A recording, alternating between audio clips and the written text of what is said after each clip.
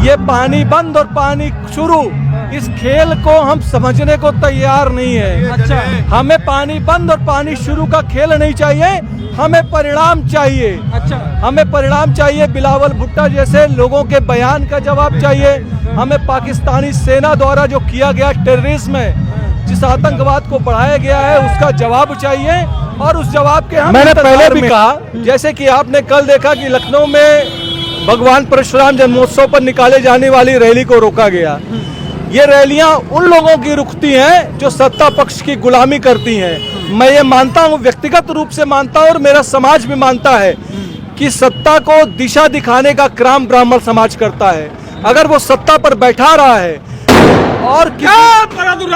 और उनके किसी भी कार्यशैली से ब्राह्मण समाज नाराज है, तो ब्राह्मण समाज बताएगा, अपने हक को भी लेगा और उनको बताएगा भी कि हम आपके इस बात से असहमत हैं और वक्त रहते सुधर जाइए, अन्यथा ये सत्ता का नशा ज्यादा देर तक चलने वाला नहीं है। ये काम ब्राह्मण बखूबी कर सकता है और ब्राह्मण के युवा सिर्फ उत्तर प्रदेश प्रतापगढ़ के ही पूरे पाकिस्तान को खत्म करने की गट्स रखते हैं। अच्छा, सहित पूरा देश उस घटना की कटु शब्दों में, कठोर शब्दों में निंदा करता है और जितनी भर्त्सना की जाए वो कम है।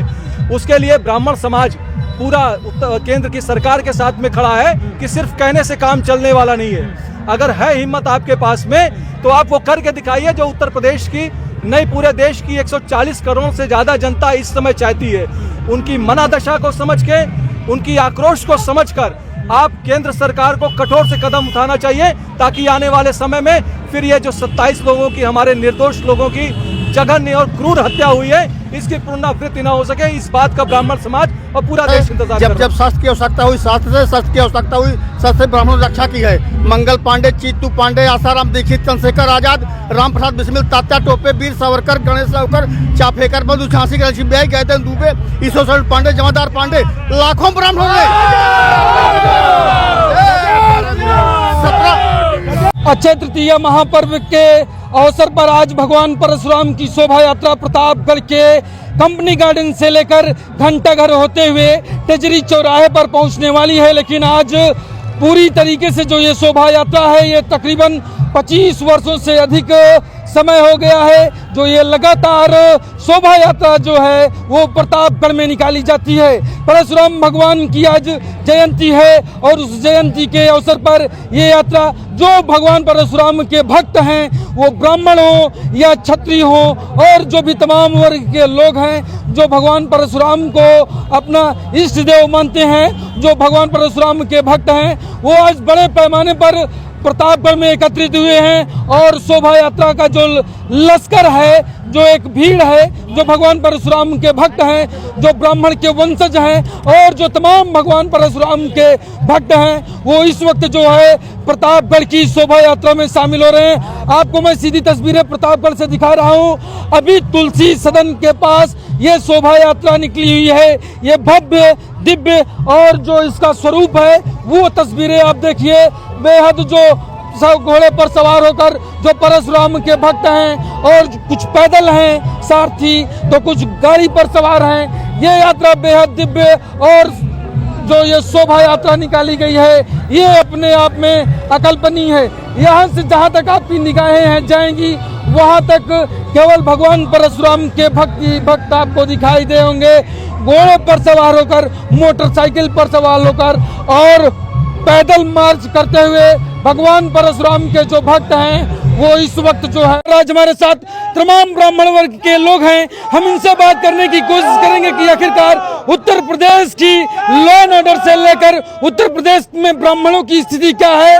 और जिस तरीके से अनुराग कश्यप ने ब्राह्मणों के ऊपर कहा कि हम ब्राह्मणों के मुंह पर मूतेंगे, आज हमारे साथ ब्राह्मण वर्ग के तमाम लोग हैं। हम एक एक करके बात कर लेते हैं कि आखिरकार प्रतापगढ़ से लेकर पूरे प्रदेश में ब्राह्मणों की स्थिति क्या है। जिस तरीके से चाहे वो कोई भी समाज का व्यक्ति हो, वो सीधा ब्राह्मणों पर राजनीति करता है और ब्राह्मणों पर तंज कसता हुआ नजर आता है। अभी हमारे साथ तमाम लोग बात करेंगे। भैया ये बताइए, जिस तरीके से अनुराग कश्यप ने कहा कि हम ब्राह्मणों के मुंह पर मुंह देंगे, इस पर क्या प्रतिक्रिया है आपकी? देखिए, आज एक चलन चल गई है पूरे प्रदेश ही नहीं देश में ब्राह्मण को छोड़ के सभी जातियों का दुश्मन ब्राह्मण समाज हो गया है। लोगों को लगता है कि हम उनके हक और हित और अधिकार को छीनने का काम करते हैं। ये पढ़े लिखे होकर गैर अनपढ़ों वाली भाषा का इस्तेमाल अनुराग कश्यप जैसे लोग कर रहे हैं। इनके ब्राह्मण समाज आलोचना करती है और वक्त आने पर इन्हीं की भाषा में इन्हीं की तरीके से जवाब देना भी ब्राह्मण समाज को आता है। लॉ एंड ऑर्डर की व्यवस्था कैसे देखते हैं प्रतापगढ़ में से लेकर प्रदेश में, जो ब्राह्मणों की स्थिति है, जिस तरीके से ब्राह्मणों को टारगेट किया जा रहा है, क्या राय है? देखिए, ये हम ही नहीं, ये उत्तर प्रदेश का प्रत्येक व्यक्ति जानता है कि ब्राह्मण सत्ता बनाना भी जानता है, देना भी जानता है और सत्ता से पदच्युत करना भी जानता है। जिस तरीके से उत्तर प्रदेश के अंदर हालात बन गए हैं, आज ब्राह्मण समाज के नेताओं को, उनके अगुआ को, उनके नेतृत्वकारी लोगों पर हिट किया जा रहा है, उनको आर्थिक, सामाजिक और राजनीतिक रूप से कमजोर और तोड़ने की कोशिश की जा रही है। ये ब्राह्मण समाज बर्दाश्त नहीं करेगा। और जो इस गलत फहमी में है कि ब्राह्मण समाज बटा हुआ है, उनके अंदर एकता नहीं है, ये वो गलत फहमी के शिकार है। और जितनी जल्दी इस गलत फहमी से दूर हो जाए उतना ही बेहतर है।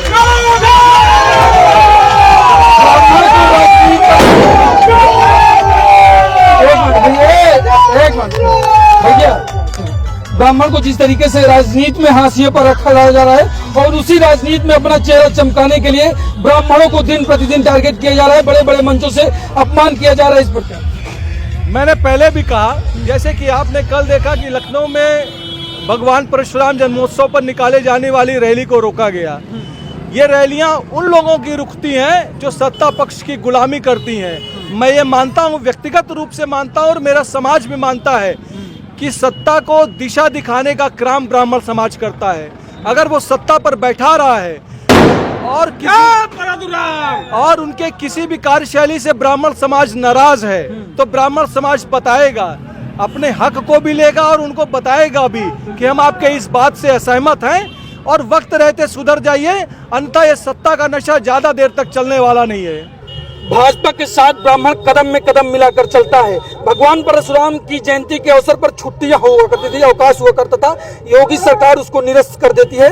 उसके बाद कहती है सबका साथ सबके विकास का दावा करती है। देखिए, इस बात को हम लोग अच्छी तरह से समझ चुके हैं। जब उत्तर प्रदेश की विधानसभा में उत्तर प्रदेश के वर्तमान मुख्यमंत्री हमारे आराध्य देव, हमारे चिरंजीवी भगवान परशुराम को भगवान मानने को तैयार नहीं है और ऑन रिकॉर्ड इस बात को विधानसभा में कहा कि वो एक महापुरुष थे, वो भगवान नहीं है, तो उत्तर प्रदेश के ऐसे मुख्यमंत्री से कि उत्तर प्रदेश में भगवान परशुराम के जन्मोत्सव पे वो सार्वजनिक अवकाश की घोषणा करें, हम उनसे उम्मीद नहीं करते हैं। लेकिन इस बात को हम लगातार कहते आएंगे और उत्तर प्रदेश की सरकार से दबाव बनाते आएंगे कि पूर्ववर्ती सरकारों ने में ऐसा क्या था, ब्राह्मण समाज ने उनके लिए क्या कर दिया था जो आपके लिए कर रहे हैं कि आप सार्वजनिक अवकाश भगवान परशुराम के जन्मोत्सव पर नहीं करते हैं। इस बात को हम कहते आए हैं और पुरजोर तरीके से करते हैं, कहेंगे।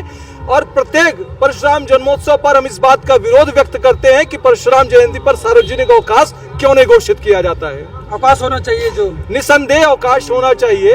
हमारे चिरंजीवी भगवान हरि, भगवान विष्णु के छठे अवतार भगवान परशुराम, जिनको पूरा देश मानता है, विप्र समाज मानता है, पूर्ववर्ती सरकारों ने आज के दिन सार्वजनिक अवकाश की घोषणा की थी। उनको उत्तर प्रदेश की अवकाश तालिका के कैलेंडर से उस सार्वजनिक अवकाश को निकाल देना, उस अवकाश को खत्म कर देना, निसंदेह ये उत्तर प्रदेश की वर्तमान सरकार का एक बहुत ही निंदनीय कदम रहा है।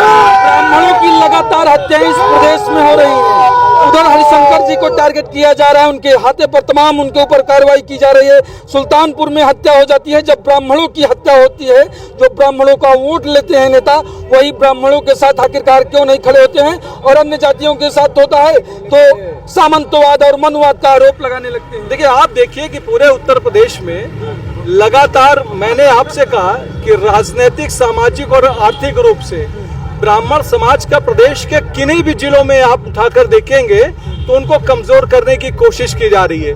यहाँ तक कि उत्तर प्रदेश की संसदीय जगह पर वो ना पहुंच पाए, उत्तर प्रदेश के अंदर अपने समाज की रहनुमाई न कर पाए, उनका नेतृत्व न कर पाए, जनता को दशा और दिशा न दे पाए ब्राह्मण समाज, इसलिए लगातार सरकारों द्वारा उन पर हमला किया जा रहा है। लेकिन इस हमले का जवाब, जैसे कि आप देख रहे हैं कि कल से लेकर आज तक पूरे उत्तर प्रदेश ही नहीं देश में भगवान परशुराम का जन्मोत्सव किस तरीके से विप्र समाज और ब्राह्मण समाज एकजुट होकर कह रहा है, तो ये सरकार को संदेश भी है कि वक्त रहते आप सुधर जाइए, अन्यथा आपकी कार्यशैली जो ब्राह्मण विरोधी है, ब्राह्मणों के खिलाफ है, ब्राह्मणों के आर्थिक और सामाजिक पतन के कारण बन रही है, इनको भी ठीक करने का काम ब्राह्मण समाज करेगा। आखिरकार कब तक ब्राह्मणों की अस्मिता पर चोट पहुंचाया जाता रहेगा? निसंदेह इस चोट को बर्दाश्त करने वाला ब्राह्मण समाज नहीं है। ब्राह्मण समाज बहुत ही शाहिदाई होता है, बहुत ही स्वाभिमानी और अभिमानी होता है। वक्त पर इस बात का जवाब दिया जाएगा। आगे आने वाले चुनाव में उत्तर प्रदेश की कार्यशैली, इस सरकार की कार्यशैली अगर ऐसी बनी रही तो निसंदेह उत्तर प्रदेश की सरकार पुनः वापसी नहीं करेगी। ब्राह्मण को धर्म ध्वजा वाहक कहा जाता है कि ब्राह्मण ही सनातन को एक करता है और ब्राह्मण ही, और जो पहलगाम में हुआ धर्म पूछकर मारा गया, न जाति न मजहब न बोली न भाषा, धर्म पूछकर मारा गया, उस स्थिति को लेकर क्या कहेंगे जब सरकार से लोग मांग कर रहे हैं कि पाकिस्तान पर? देखिए, ये पहलगाम की घटना बहुत ही जघन्य घटना है। इसमें शामिल वो कोई भी देश हो, पाकिस्तान इसमें शामिल हो, उनके अन्य पड़ोसी कोई देश शामिल हो, ब्राह्मण समाज सहित पूरा देश उस घटना की कटु शब्दों में, कठोर शब्दों में निंदा करता है और जितनी भर्त्सना की जाए वो कम है। उसके लिए ब्राह्मण समाज पूरा केंद्र की सरकार के साथ में खड़ा है कि सिर्फ कहने से काम चलने वाला नहीं है। अगर है हिम्मत आपके पास में तो आप वो करके